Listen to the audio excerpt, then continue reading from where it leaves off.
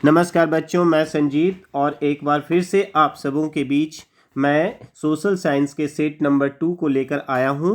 और जैसा कि आप लोग स्क्रीन पे भी देख रहे होंगे कि ये जो सेट आप लोगों के बीच में है वो सेट जो है JCERT के द्वारा उपलब्ध कराया गया है। और उम्मीद करिए आपकी इससे आपके टर्म 1 के एग्ज़ाम में कहीं ना कहीं कुछ सवाल के जवाब जो है कुछ न कुछ सवाल आपको एग्ज़ाम में बिल्कुल टैली करने वाले हैं।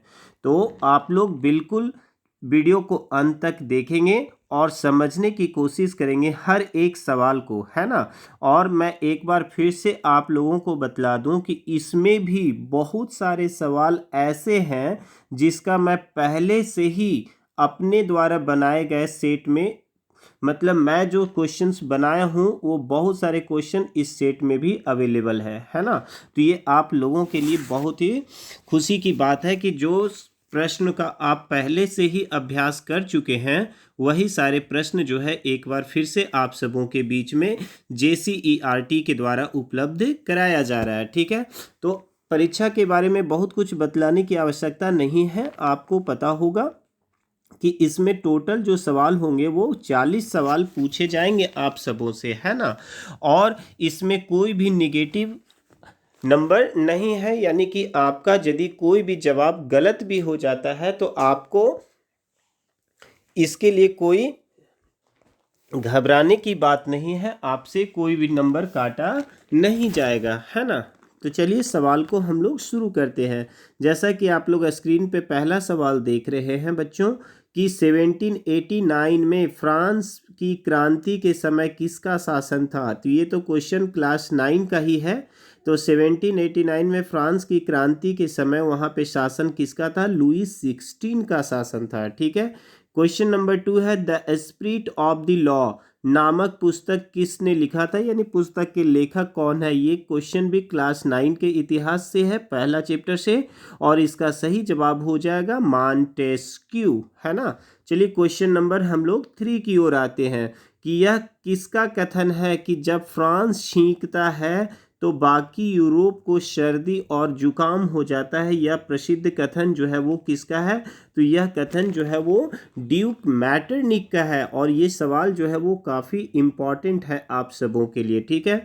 नेक्स्ट चौथा क्वेश्चन है कि जर्मनी का एकीकरण कब पूरा हुआ। तो जर्मनी का एकीकरण 1871 ईस्वी में पूरा हुआ था। क्वेश्चन नंबर 5 है फ्रेडरिक सारियू कौन था। तो फ्रेडरिक सारियू जो था वो फ्रांसीसी चित्रकार था। ये क्लास 10 के NCERT बुक में भी आपको दिया गया है। यदि आप बुक का भी अध्ययन किए होंगे सही तरीके से तो आपको इसका जवाब जो है वो बिल्कुल पता होना चाहिए। नेक्स्ट है गांधी जी दक्षिण अफ्रीका कब गए। तो गांधी जी जो है वो दक्षिण अफ्रीका कब गए थे? तो 1893 ईस्वी में। लौटे कब थे? तो 1915 ईस्वी में। कब? 9 जून को लौटे थे। ये मैं क्वेश्चन में भी अपना सेट में भी बनाया हूँ। चौरी चौरा में हिंसात्मक घटना कब हुई। ये भी क्वेश्चन हमारे सेट में है। तो चौरी चौरा में हिंसात्मक घटना कब हुई है? तो 5 फरवरी 1922 ईस्वी को हुई है। ठीक है। क्वेश्चन नंबर 8, ये क्वेश्चन भी बच्चों मैं सेट में पहले ही बना के डाल चुका हूँ कि रॉलेट एक्ट कब पारित हुआ। तो रॉलेट एक्ट जो है 1919 ईस्वी में पारित हुआ। क्वेश्चन नंबर 9 इस क्वेश्चन को भी मैं पहले से ही अपने सेट में बना के अपलोड कर चुका हूँ यूट्यूब पे कि वंदे मातरम गीत किस पुस्तक से लिया गया है। तो वंदे मातरम गीत जो है वो आनंद मठ से लिया गया है। नेक्स्ट क्वेश्चन है क्वेश्चन नंबर 10। ये क्वेश्चन भी काफ़ी आसान है। जैसे बापू किन्हें कहा जाता है। तो बापू एक ही व्यक्ति को कहा गया है, वो महात्मा गांधी को कहा गया है। क्वेश्चन नंबर 11 अब होता है ज्योग्राफी स्टार्ट आपका, है ना। यहाँ तक जो था वो हिस्ट्री था, अब 11 से ज्योग्राफी स्टार्ट है।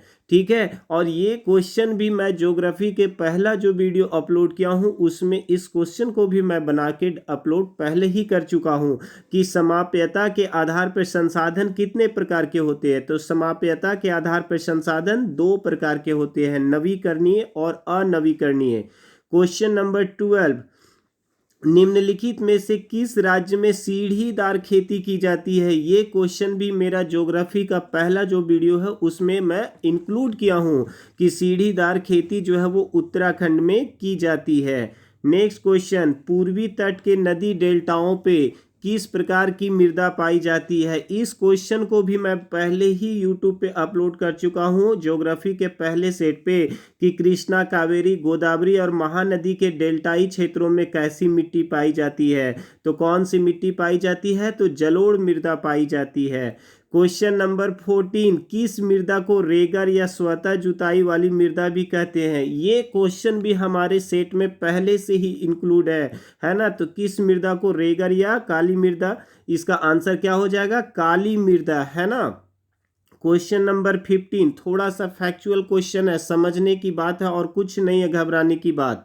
इनमें से कौन सा संरक्षण तरीका समुदायों की सीधी भागीदारी नहीं करता है? तो वन्य जीव पशु विहार का परिसीमन इसका आंसर हो जाएगा।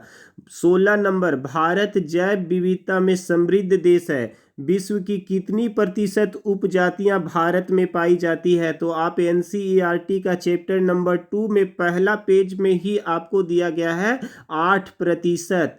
ठीक है, इसका आंसर क्या हो जाएगा? 8%। क्वेश्चन नंबर 17, भारतीय वन्य जीव रक्षण अधिनियम कब लागू किया गया है? तो भारतीय वन्य जीव रक्षण अधिनियम बिल्कुल एनसीईआरटी का ही लाइन उठाकर यहाँ पर रख दिया गया है और मेरे ख्याल से ये चैप्टर नंबर 2 के पेज नंबर 3 में दिया गया है। 1972 इसका सही आंसर हो जाएगा। नेक्स्ट 18 नंबर क्वेश्चन, कि भारत में बहुउद्देशीय नदी परियोजनाओं को आधुनिक भारत का मंदिर किसने कहा है? तो कौन कहा है? जवाहरलाल नेहरू। ये जल संसाधन नामक चैप्टर का दिया गया है।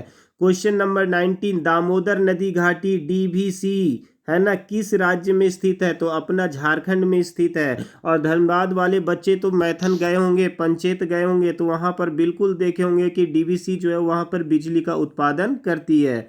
नेक्स्ट है 20 नंबर, सरदार सरोवर बांध से कौन सा राज्य प्रभावित होता है? तो सरदार सरोवर परियोजना याद कीजिए, एनबीए नर्मदा बचाओ आंदोलन, है ना। तो सरदार सरोवर बांध से कौन से राज्य प्रभावित होता है? महाराष्ट्र, मध्य प्रदेश, गुजरात, इनमें से सभी इसका आंसर हो जाएगा। ठीक है।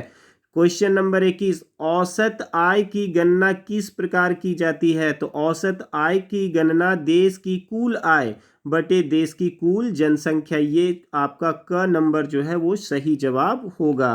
क्वेश्चन नंबर 12, विभिन्न देशों के वर्गीकरण के लिए विश्व बैंक किस मापदंड का प्रयोग करता है? तो विश्व बैंक जो है वो प्रति व्यक्ति आय का प्रयोग करता है।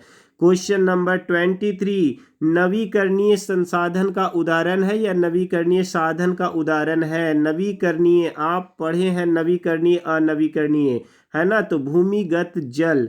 क्वेश्चन नंबर 24, लोगों के विकास के लक्ष्य होते हैं कैसा? भिन्न या परस्पर विरोधी। ठीक है, ये आपके इकोनॉमिक्स के पहले चैप्टर में दिया हुआ है। क्वेश्चन नंबर 25 फैक्चुअल क्वेश्चन है, पढ़ेंगे समझेंगे तब बनेगा। कह रहा है रामू एक किसान है जिसने अधिशेष गेहूं को एक आटा मिल के मालिक को 10 रुपये प्रति किलोग्राम की दर से बेचा। मिल मालिक ने बिस्कुट कंपनी को आटा 15 रुपये प्रति किलोग्राम की दर से बेचा। बिस्किट कंपनी ने आटे के साथ चीनी और तेल जैसी चीज़ों का उपयोग कर बिस्कुट का 4 पैकेट बनाया। बाजार में उपभोक्ताओं को 80 रुपया में यानी 20 रुपये प्रति पैकेट बिस्कुट बेचा। तो कह रहा है सकल घरेलू उत्पाद की गणना में, जीडीपी की गणना में उपयुक्त में से किस वस्तु के मूल्य को लिया जाएगा? तो आपको पता होगा कि जब जीडीपी का निर्धारण किया जाता है, सकल घरेलू उत्पाद का गणना किया जाता है, तो हमेशा अंतिम वस्तु का गणना की जाती है। तो अंतिम वस्तु कौन थी? बिस्किट थी, है ना। तो इसका सही जवाब बिस्कुट हो जाएगा। ठीक है। क्वेश्चन नंबर 26, विनिर्माण की क्रिया किस क्षेत्र का भाग है? विनिर्माण की क्रिया आपका द्वितीय क्षेत्र का भाग होगा। ठीक है। क्वेश्चन नंबर 27 की ओर बढ़ते हैं। ये भी बड़ा फैक्चुअल क्वेश्चन है, पढ़िए समझिए तब जाकर बनाइए, ऐसे बिल्कुल नहीं बनेगा। कि अनीता एक साड़ी की दुकान में काम करती है जहां सवैतनिक अवकाश का कोई प्रावधान नहीं है, मतलब छुट्टी पे गया मतलब पेमेंट कट जाएगा उसका। जबकि सीता एक सरकारी अस्पताल में नर्स है और उसे वर्ष में कुछ दिन सवैतनिक अवकाश मिलता है, मतलब कुछ दिन यदि वो छुट्टी में भी जाएगी तो उसका पेमेंट नहीं कटेगा। तो इन दोनों में से किसका कार्य क्षेत्र संगठित है और किसका असंगठित है? तो अनीता का हो जाएगा असंगठित और आपका सीता का हो जाएगा संगठित। याद रखिए, अ से अनीता, अ से असंगठित, स से सीता, स से संगठित। तो यानी इसका सही जवाब क हो जाएगा, अनीता असंगठित और सीता संगठित। क्वेश्चन नंबर 28, अंतिम वस्तुओं के मूल्य में मध्यवर्ती वस्तुओं का मूल्य खाली जगह होता है, पहले से ही शामिल होता है। क नंबर इसका आंसर होगा। 29 नंबर सवाल है, राष्ट्रीय ग्रामीण रोजगार गारंटी अधिनियम कब अस्तित्व में आया है ना? नरेगा मरेगा, ये आपका सुपर हिट क्वेश्चन है 2005। नरेगा, न रहेगा, जितने भी काम होंगे सब बर्बाद होगा, नरेगा, ठीक है, 2005। भंडारण को किस क्षेत्रक में शामिल किया जाता है? तो भंडारण को तृतीय क्षेत्रक में शामिल किया जाता है। संघीय शासन व्यवस्था के संबंध में निम्न में कौन सा असत्य है? Question number 31। तो संघीय शासन व्यवस्था के बारे में कौन सा कथन यहाँ पे गलत है? तो घ नंबर हो जाएगा कि अदालतों को संविधान और विभिन्न स्तर की सरकारों के अधिकारों की व्याख्या का अधिकार न होना, ये गलत बात है। 32, बेल्जियम में फ्रेंच भाषा बोलने वालों का प्रतिशत कितना है? तो 40 है। मैं अपने वीडियो में भी इस चीज़ को बता चुका हूँ। नेक्स्ट है, श्रीलंका में तमिल को कब राजभाषा घोषित किया गया? तो 1956, यानी कि इसका सही जवाब हो जाएगा क। क्वेश्चन नंबर 34, संविधान में कुल कितनी भाषाओं को अनुसूचित भाषाओं का दर्जा दिया गया है? तो इसका सही जवाब हो जाएगा 22, यानी संविधान में अनुसूचित भाषाओं की संख्या जो है वो कितना है? 22, ठीक है। झारखंड की किस भाषा को शामिल किया गया है? तो संथाली भाषा को शामिल किया गया है, अनुसूचित भाषा का दर्जा प्राप्त है, ठीक है। क्वेश्चन नंबर 35, यहाँ पे मैं कहना चाहूँगा कि इस सवाल पे मुझे डाउट है कि कह रहा है निम्न में कौन सुमेलित नहीं है। तो यहाँ पर थोड़ा सा मुझे कन्फ्यूजन लग रहा है कि ये सवाल की वैधता पे। भारतीय संघ राष्ट्रपति सही है, राज्य उपराष्ट्रपति नहीं सही है, बिल्कुल सही है, मुझसे पढ़ने में मिस्टेक हुई। राज्य उपराष्ट्रपति नहीं होगा, राज्यपाल होगा, यानी 35 का जो सही जवाब होगा वो ख होगा। 36, 7 पार्टी अलायंस का गठन किस देश में किया गया था? तो लाल सलाम, नेपाल, है ना, नेपाल में। बोलीविया किस महादेश में अवस्थित है? इस सब पर मैं पहले ही वीडियो बना चुका हूँ, लैटिन अमेरिका, ठीक है। बोलीविया किस महादेश में अवस्थित है? तो लैटिन अमेरिका में स्थित है। बोलीविया का जल संकट के बारे में मैं काफ़ी वीडियो बना चुका हूँ, आप चाहे तो मेरे चैनल पे जाके विजिट करके देख सकते हो। 38, बोलीविया में जल युद्ध नामक आंदोलन का नेतृत्व किसने किया था? फेडेकोर, ठीक है, याद रखिएगा, जल युद्ध का नेतृत्व किसने किया था? फेडेकोर। क्वेश्चन नंबर 39, इनमें से कौन सा कथन जो है वो असत्य है? तो ये घ नंबर हो जाएगा कि दबाव समूह और राजनीतिक दल समान प्रकृति के हैं।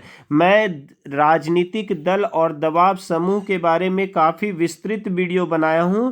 आपको यदि कॉन्सेप्ट बनाना है तो ज़रूर आप मेरे चैनल पे जाएं और इस वीडियो को देखिए, आपका सारा डाउट क्लियर हो जाएगा, ये मेरी गारंटी है। क्वेश्चन नंबर 40, नेपाल में SPA यानी 7 पार्टी अलायंस ने किसे अंतरिम सरकार का प्रधानमंत्री चुना था? तो गिरिजा प्रसाद कोइराला को चुना गया था। तो ये रहा बच्चों सेट नंबर 2 का आपके पास सारे क्वेश्चन का आंसर, और मैं उम्मीद करता हूं कि आपको वीडियो जो है वो पसंद आया हो, और पसंद आया तो बिल्कुल कमेंट कीजिए, जितना फास्ट आप कमेंट कर सकते हैं कीजिए, ताकि मैं जल्द से जल्द आपके लिए 3rd पार्ट लेकर आऊं, और यानी कि सेट नंबर 3 का वीडियो लेकर आऊं, साथ ही साथ इंग्लिश का भी मैं वीडियो लेकर आपके बीच में आऊंगा। तो बस आप लोग इसको शेयर कीजिए, कमेंट कीजिए और वीडियो को लाइक कीजिए। मिलते हैं जल्दी।